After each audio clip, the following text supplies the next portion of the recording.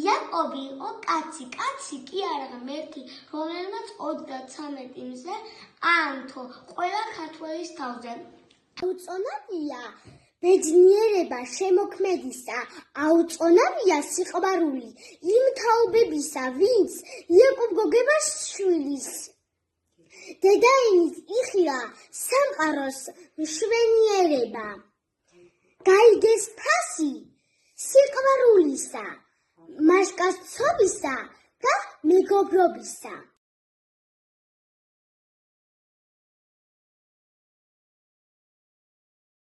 იაკობმა მოარგო ჯადოსნურ გასაღები ქართული ენის ოქროს სკის.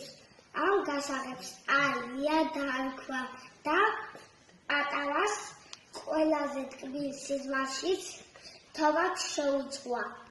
იაკობი იყო კაცი, კაცი კი არა ღმერთი, რომელმაც 33 მზე აანთო ყველა ქართველის თავზე.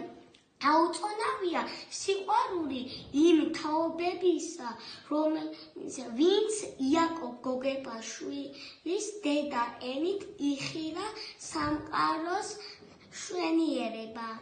ლენას გოგებაშვილის სახით ისეთი დარაჯი ჰყავს, რომ მას ვერავინ ვერასდროს ვერაფერს დააკლებს. დედაენა სიტყვის კონა ზისხივებით დართული, დაშაქრული, დათაფლული, დედაენა ქართული.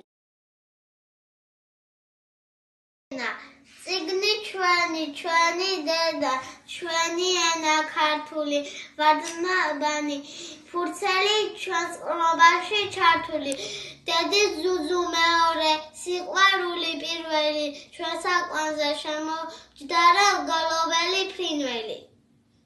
ქართველო ერთადერთი ქვეყანაა, სადაც ენასა და ანბანს ძეგლი დაუდგეს, სადაც მშობლიური ენა საოცარი, ზღაპრული, უტკბილესი და მართლაც ღვთაებრივი სიტყვით გამოითქმის. ამ სიტყვას დედაენა ჰქვია.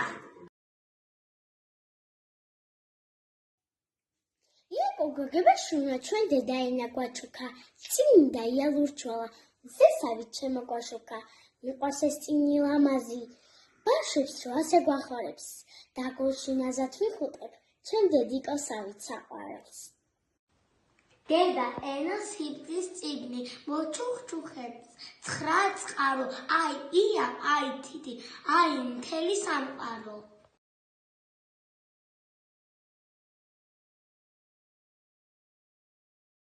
ენა წიგნი ჩვენი დედა, ჩვენი ენა ქართული, ვარდნაბანი ფურცელი ჩვენი ყრობაში ჩართული.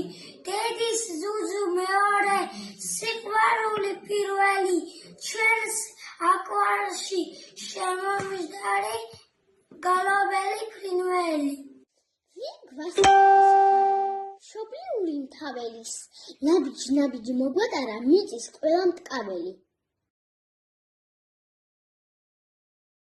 თხა გიგო, იყო ერთი ზარმაცი გიგო, რომ და თქვა, მოდი თავს ბეჯითობით მოვიწონებო და გამოვიდა სოფლის მოედანზე, თან გამოიტანა წიგნი. წიგნი უკუღმა ეჭირა, ტყუილად იცქირებოდა. ამ დროს ძილმა მოერია გიგოს და მეზობლის ეზოდან გამოვიდა თხა. და რო დაინახა თხამ, რომ თავს აქანებდა აქეთ-იქით, თხას ეგვენა მე მეჭიდავებოდაო. გამოექნა თხა და ჩვენი თავმომწონე გიგო ამოატრიალა.